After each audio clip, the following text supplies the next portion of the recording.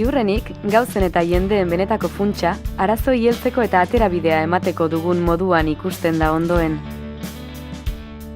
Zer gertatu zitzaion Oñatiko herriari? 2013 urtean, herriko zenbait kultura elkarte euren jarduera soziokulturalak aurrera eramateko lokal bila ari ziren. Batzuen lokala oso kaskarra zen, eta besteek ez zuten halakorik. Zer egin genuen? Lokala eskatu eta emateko dinamikan sartzea zen aukera bat. Bigarrena, proiektu kolektibo zabalago baten parte izateko gonbidapena luzatzea zen. Proiektu kolektibori garatzeko hautatu genuen espazioak potentzialitate handia zuen komunitate garapenerako, elkarlanerako, autoeraketarako. 6.000 metro karratu mundu bat da, hutsik badago, baina pentsa edukiz, jendez eta sorkuntzaz betez gero, zenbat mundu diren. Horretan hasi ginen. 30 elkarte, 35 musika talde eta 500 erabiltzailetik gora ditu orain. Ezinbestean, elkarrekin lanean, sarean, berdinen artean. Kudeaketa partekatua nahi genuen, baina ez emaitzean bakarrik, bidean ere bai. Nola egiten dugu?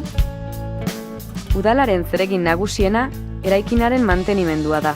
Kudeaketa eragileen esku geratzen da. Baina ardura guztiona da. Horrek ez du esan nahi bidea erraza denik. Eragile eta administrazioen denborak ezberdinak dira. Intentsitate eta lan egiteko moduetan elkarrengana egin behar izaten dugu. Interes orokorra gailentzen dugu. Guztiona dena, guztion artean lantzen dugu. Ideiak, erabakiak, ardurak. Eltzia ez da laborategi bat. Ez daukagu dena kontrolpean. Eltzia ez da jatetxeko menu bat, guk jarritako aukeren artean hautatu dezan jendeak. Eltzia sukaldea da.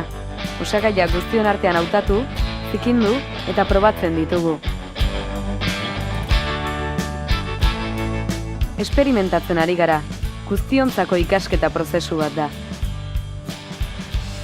Eltzia izan zitekeen eskatu eta eman, baina orain hartu eta eman da. Harremana norabide guztietan, eta zentzu horretan, herriaren oinarrizko baloreekin bat egiten du. Dabilen herria gara, eta gauzak egiteaz gainera, egiteko moduari ere garrantzia berezia ematen diogu. Itzul gaitezen hasierara. Ziurrenik, gauzen eta jendeen benetako funtsa, arazoi heltzeko eta aterabidea emateko dugun moduan ikusten da ondoen.